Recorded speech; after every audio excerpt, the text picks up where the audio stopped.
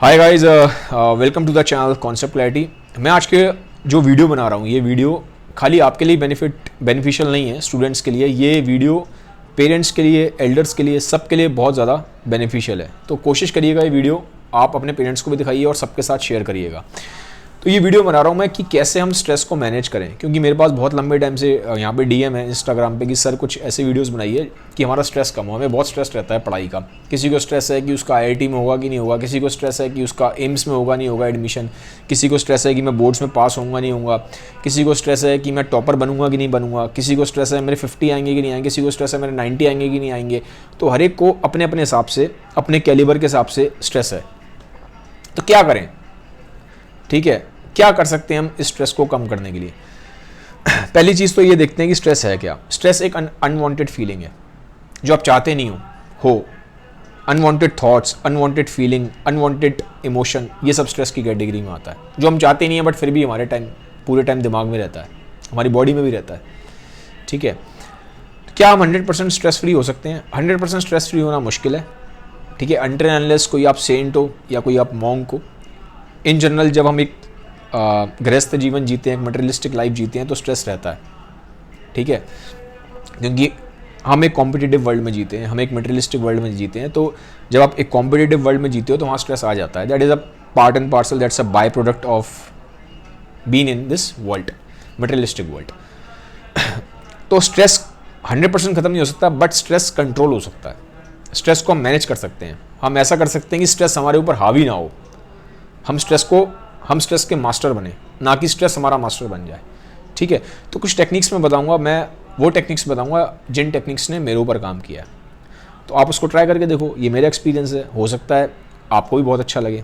और जो मैं आपको बता रहा हूँ सारी चीज़ें सेफ़ हैं, इसमें कहीं कुछ कोई मेडिसिन नहीं लेनी है आपको, कहीं किसी थेरेपिस्ट के पास नहीं जाना, आप अपने आप कर सकते हो। बहुत सिंपल ट्रिक्स बता रहा हूँ। ट्रिक नंबर 1, सुबह उठ के 5 मिनट 10 मिनट जितना भी टाइम आपके पास है, और रात को सोने से पहले 5 मिनट 10 मिनट डीप ब्रीथिंग करो। महर्षि पतंजलि, ठीक है, जिन्होंने योगा इंडिया को दिया है गिफ्ट। ठीक है, तो महर्षि पतंजलि कहते थे, उनके योग सूत्र में लिखा है कि जो आपकी ब्रेथ होती है, जो आपकी सांस है, श्वास है, ठीक है, उसका कनेक्शन आपके माइंड के स्टेट से है। जैसे कि एग्जांपल देता हूँ मैं आपको। अब मान लो आपकी लाइफ में कोई, जैसे बहुत लोगों को होता है हाइट का फियर होता है, या बहुत लोगों को पब्लिक स्पीकिंग का फियर होता है। तो आप अगर ऐसे किसी एनवायरनमेंट में आप जाओगे जहाँ पे आपको बहुत स्ट्रेस हो रहा है, तो एकदम से क्या होगा, आपकी सांस तेज हो जाएगी। पहले माइंड में आया कि अरे यार कोई टेंशन वाली चीज़ हो रही है। जैसे ही आपको लगेगा माइंड को कि टेंशन है, कुछ बहुत ज़्यादा कुछ खराब हो रहा है, तो क्या होगा, आप देखोगे, ऑब्जर्व करना, जब भी आप स्ट्रेसफुल कंडीशन में होते हो, आपकी जो ब्रेथ है वो शैलो हो जाती है और तेज हो जाती है, सांस तेज हो जाती है। ठीक है, अब इसके ऑपोजिट लो। मान लो आपकी मेंटल स्टेट बहुत काम है, आप आराम से बैठे हो बीच पे, कॉफ़ी चाय जो भी आप पी रहे हो, ठीक है, और आप इंजॉय कर रहे हो सनसेट को, सनराइज को। आप बिल्कुल काम और रिलैक्स स्टेट में हो। तो जब भी आप काम या रिलैक्स स्टेट में होगे, आपकी ब्रेथ डीप होती है और स्लो होती है। तो हमने क्या सीखा, जो मैंने भी आपको बताया, कि हमारी मेंटल स्टेट से हमारी ब्रेथ का कनेक्शन है। तो अब इस बहुत ही कमाल की चीज़ को हम यूज़ कर सकते हैं लाइफ में। कैसे यूज़ कर सकते हैं? जब भी आपको स्ट्रेस होगा, तो आपको नॉर्मली नेचुरली क्या होगा, स्ट्रेस होगा तो आपकी ब्रेथ कैसे होती है, फास्ट होती है और शैलो होती है। ठीक है, हम प्रॉपर डीप ब्रीथ करते नहीं हैं। तो जब भी आपको स्ट्रेस हो, तो आप कोशिश करो उस टाइम पे, जब भी लाइफ में स्ट्रेस ज़्यादा हो रहा है, एंग्जाइटी ज़्यादा हो रही है, तो आप डीप ब्रीथिंग प्रैक्टिस करो। क्योंकि जब हम ब्रेथ को चेंज करते हैं, ब्रेथ की रिदम को चेंज करते हैं, तो हमारी माइंड की स्टेट भी चेंज हो जाती है। ठीक है, इसलिए मैं आपको बोल रहा हूँ डेली 5 to 10 मिनट्स सुबह डीप ब्रीथिंग करनी है आपको, और रात को सोने से पहले आपको डीप ब्रीथिंग करनी है। अब डीप ब्रीथिंग करनी कैसे है? फिर अब ये क्वेश्चन उठता है, कैसे करें? देखो, आपको इनहेल करना है नाक से। ठीक है, मैं आपको हल्का सा एक ओवरव्यू दे देता हूँ, डेमो सा देता हूँ। जैसे अगर मेरे को आज अभी डीप ब्रीथ करना है, वैसे करूँगा। ठीक है, फिर मैं 1 सेकंड होल्ड करूँगा ऐसे, फिर मैंने इसको होल्ड करा, अपनी सांस को, ठीक है, जो ब्रेथ है उसको होल्ड करा। टमी से ब्रीथ करना है, जैसे एक बच्चा ब्रीथ करता है ना, बेली से ब्रीथ करता है। हम लोग गलत ब्रीथ करते हैं, हम लोग चेस्ट से ब्रीथ करते हैं, शैलो ब्रीथ करते हैं। ऐसे नहीं करना, आपको पेट से करना है। एक बच्चे को देखना, कभी जब सोता है, तो जब वो सो रहा होता है तो उसका जब ब्रीथ करता है तो पेट से ब्रीथ करता है, दैट इज डीप ब्रीथिंग, ठीक है, लाइक अ चाइल्ड। आपको डीप ब्रीथ करना है, इनहेल करना है, गहरी और धीमे सांस लेनी है आपको, कोई जल्दी नहीं है, ठीक है। आराम से बैठ जाना, जो भी कंफर्टेबल आपकी पोजीशन है, दीवार के सारे बैठ जाओ, बेड के सारे बैठ जाओ, स्ट्रेट बैठना है, सहारा लेके बैठो, आराम से बैठो, डीप ब्रीथ करो और बेली तक जानी चाहिए, आपकी जो ब्रेथ है वो बेली तक जानी चाहिए। इनहेल करना है, डीप ब्रीथ करना है और 1 सेकंड के लिए रुकना है। इनहेल करा, 1 सेकंड के लिए रुकना है और फिर आपको माउथ से इनहेल करना है, धीमे धीमे, जैसे बलून में हवा भरते हैं ना,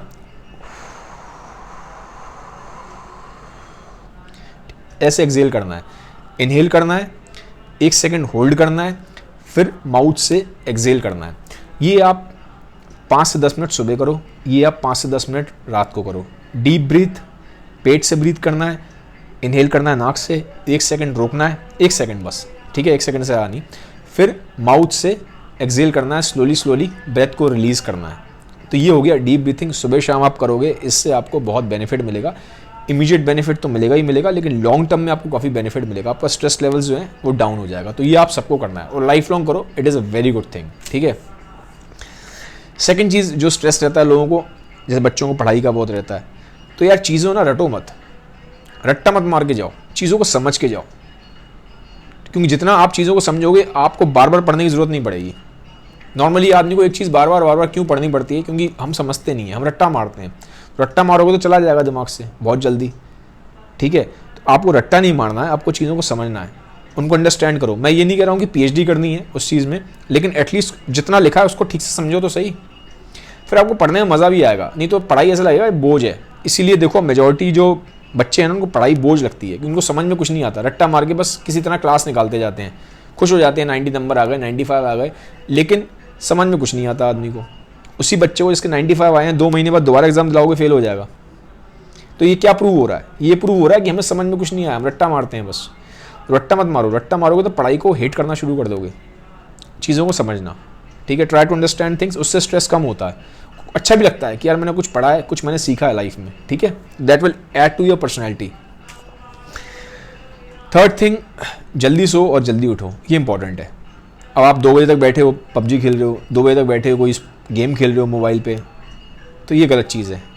ये आप क्या कर रहे हो, आप अपना स्ट्रेस लेवल्स बढ़ाओगे इन चीज़ों से, क्योंकि human body, human is a child of nature, हम कुदरत के बच्चे हैं, ठीक है। तो नेचर में देखो क्या होता है, नेचर में रात को जब सूरज ढलता है तो चीज़ें स्लो डाउन हो जाती हैं, तो आपको भी फिर स्लो डाउन होना है।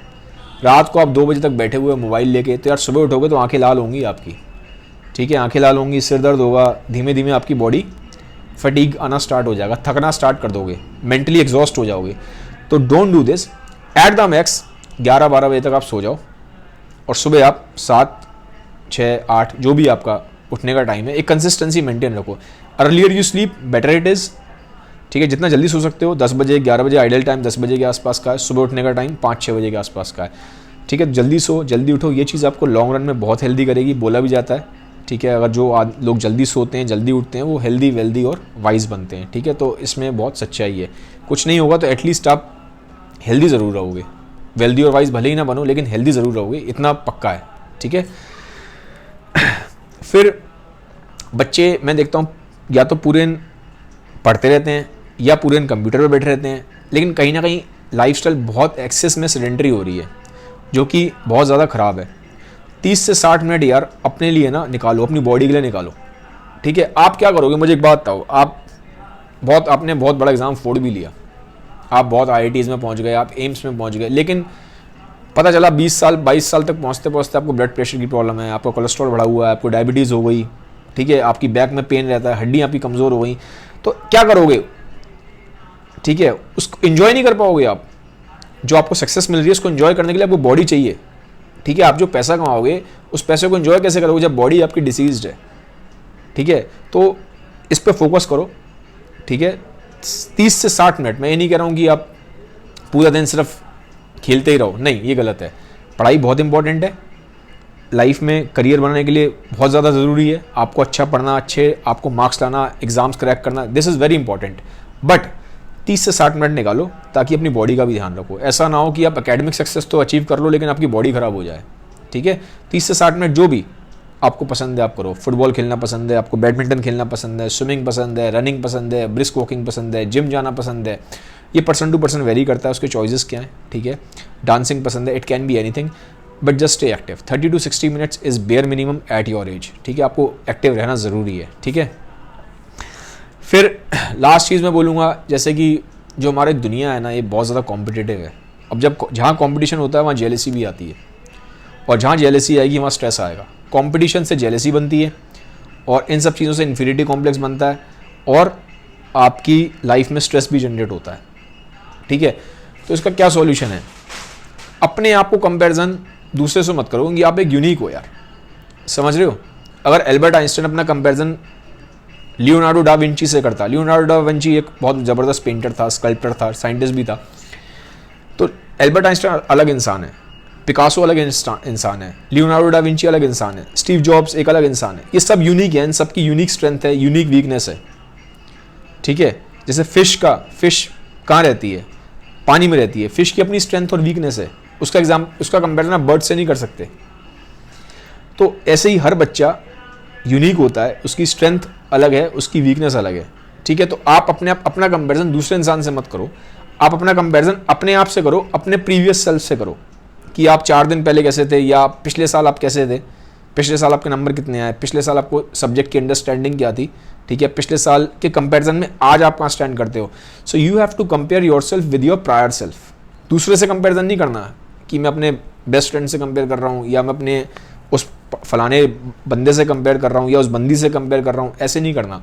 आपको अपने आप से कंपेरिजन करना है, जो आप 4 महीना पहले या 6 महीना पहले या 1 महीना पहले थे, उससे कंपैरेटिवली आपको इंप्रूव करना है, ठीक है। आपको अपने कंपैरिजन में इंप्रूव करना है, that is your real progress.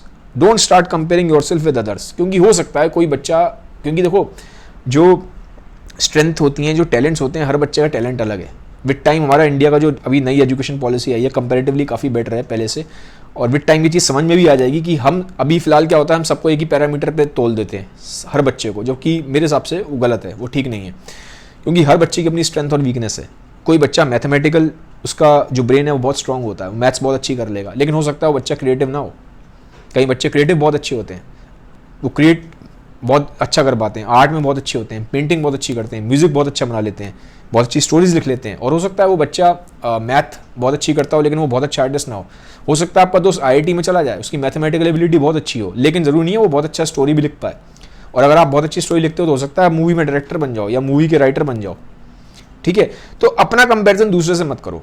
हर बंदे की अपनी एक यूनिक स्ट्रेंथ होती है, उसकी अपनी एक यूनिक वीकनेस होती है, ठीक है। तो आपको अपना कंपैरिजन अपने आप से करना है, क्योंकि ये क्या होगा, क्योंकि आप दूसरों से कंपैरिजन करते रहोगे ना कॉन्स्टेंटली, तो उससे इन्फीरियरिटी कॉम्प्लेक्स जनरेट होगा। क्योंकि ऐसा दुनिया में कभी नहीं हो सकता कि आपके ऊपर कोई ना हो, आपके ऊपर हमेशा कोई ना कोई रहेगा, ठीक है। तो उससे कंटिन्यूस स्ट्रेस जनरेट होगा, आप कंटिन्यूस कंपैरिजन में रहोगे, ठीक है। तो इतना कंपैरिजन नहीं करना हमें अपने आप से कंपैरिजन करना है।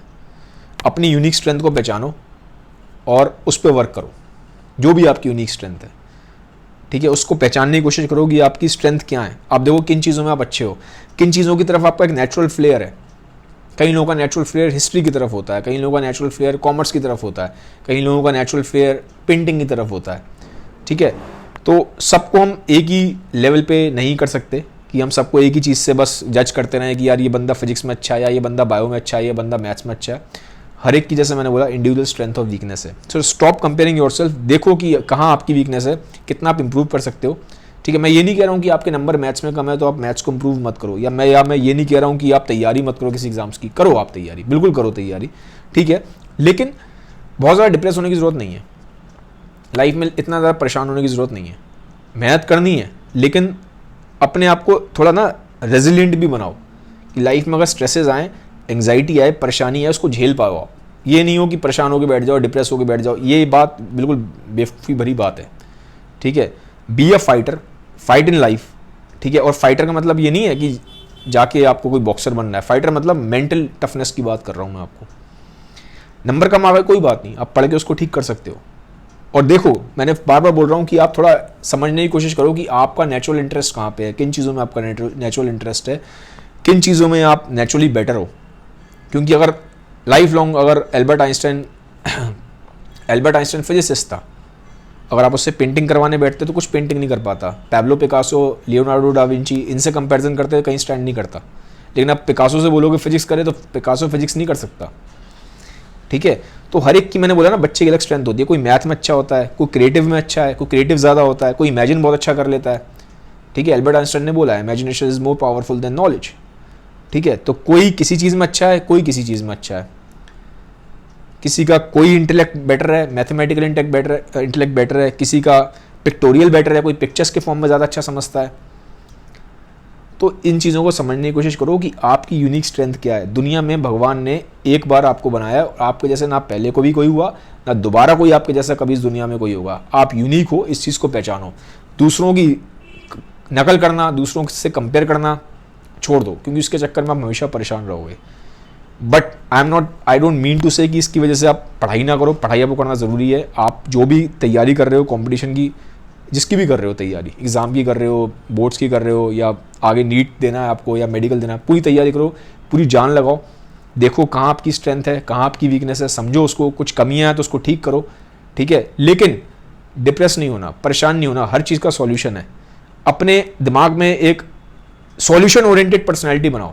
ठीक है, परेशानियां बहुत हैं सबकी लाइफ में, प्रॉब्लम्स बहुत हैं सबकी लाइफ में। किसी की लाइफ में कोई प्रॉब्लम है, किसी की लाइफ में कोई प्रॉब्लम है।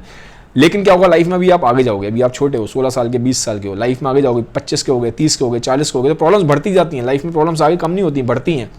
लेकिन अगर आपको आदत पड़ गई पूरे टाइम प्रॉब्लम ओरिएंटेड रहने की, तो फिर आगे भी प्रॉब्लम ओरिएंटेड ही रहोगे, सॉल्यूशन कभी नहीं निकालोगे।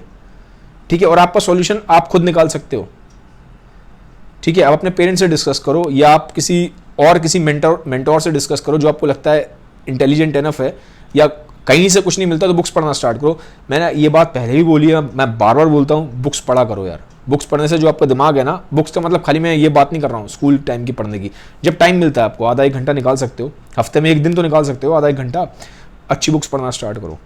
बुक्स आपका जो दिमाग का लेवल है ना, वो जो हॉराइजन है उसको ब्रॉड करती है। ठीक है, तो यार थोड़ी सी चीज़ें हैं, सिंपल टिप्स मैंने आपको बताई हैं। ये जो मैंने 4-5 टिप्स बनाई हैं, इनको आप अप्लाई करोगे तो आपको काफ़ी ज़्यादा बेनिफिट मिलेगा। और बार बार बोलूँगा, इन द एंड अपने आप को पहचानो, आपकी स्ट्रेंथ क्या है, आपकी वीकनेस क्या है। आप एक यूनिक इंडिविजुअल हो, आपके जैसा दोबारा कभी कोई नहीं होगा। ठीक है, and stop comparing yourself to others, compare yourself with your prior self. ये वीडियो था। बाकी अगर आप चाहते हो कि मैं स्ट्रेस के ऊपर बहुत एक लाइव सेशन लूँ, क्योंकि बहुत बच्चे कहते हैं कि लाइव सेशन लो, तो मैं स्ट्रेस के ऊपर एक लाइव सेशन भी ले सकता हूँ। कैसे आप स्ट्रेस कम कर सकते हो अपना, और कैसे आप मेंटली टफ बन सकते हो, इन चीज़ों पे बात कर सकता हूँ मैं लाइव सेशन में आगे। अगर कमेंट्स आते हैं, बच्चे कहते हैं कि हाँ हमें चाहिए, ठीक है, एटलीस्ट आई वांट 50 से ऊपर कमेंट्स चाहिए मुझे। अगर 50 से ऊपर बच्चे कहते हैं कि आप लाइव आइए, तो डेफिनेटली मैं लाइव आके इस पर एक लंबा सेशन और डिटेल में आपको समझाऊंगा कि कैसे, क्योंकि जो स्ट्रेस है ना और जो रिलैक्सेशन है, ये आपके नर्वस सिस्टम से कनेक्टेड है। जैसे मैंने आपको बताया था, ऑटोनॉमिक नर्वस सिस्टम होता है हमारा, सिंपैथेटिक नर्वस सिस्टम होता है, पैरासिम्पैथेटिक नर्वस सिस्टम होता है। तो जो fight and flight nervous system है आपका, rest and digest nervous system है, इन सबसे कनेक्टेड है आपका। स्ट्रेस होना, रिलैक्स होना, ये चीज़ें कनेक्टेड है। तो उसके ऊपर मैं डिटेल में बात करूँगा और ज़्यादा। देखो, और एक चीज़ और बताऊँ, मैं कोई मोटिवेट नहीं कर रहा। मेरे हिसाब से मोटिवेशन बहुत शॉर्ट टर्म होता है। मोटिवेशन अच्छी चीज़ है, जैसे हम डेली ब्रश करते हैं, हमें मोटिवेशन की जरूरत पड़ती है, बट रियल मोटिवेशन तब आता है जब आप कुछ एक्शन लेते हो। सिर्फ बैठे बैठे आप मोटिवेशन वीडियो देखते रहो, करो कुछ ना, तो कहाँ से मोटिवेशन आएगा। मोटिवेशन के लिए आपको मेहनत करनी पड़ती है यार, थोड़ा सा आपको घिसना पड़ता है, ग्रिल होना पड़ता है। ठीक है, आप चाहते हो कि आपको, बहुत बच्चे कहते हैं, लड़कों के मैसेज आते हैं, बिकॉज दे नो कि I am a fitness consultant, तो बोलते हैं कि सर हमें भी आपके जैसी फिजिक बनानी है, हमें भी आपके जैसी फिटनेस चाहिए। तो यार मेहनत करनी पड़ती है। मुझे डेली मुझे आधा एक घंटा एक्सरसाइज करनी कर दिया, दुनिया इधर की उधर हो जाए, मैं करता हूँ, वो मेहनत लगानी पड़ती है मेरे को। ठीक है, तो ऐसे ही आप अगर किसी ऐसे बंदे से पूछेंगे जो सक्सेसफुल है, जैसे कोई आपका बड़ा ब्रदर है जो कहीं अच्छी जगह पहुंच चुका है, उससे पूछोगे तो उसने लाइफ में एक ना एक टाइम मेहनत जरूर करी होगी। खाली वो बैठ के मोटिवेशनल वीडियो देखता रहता है, उससे कुछ नहीं होता।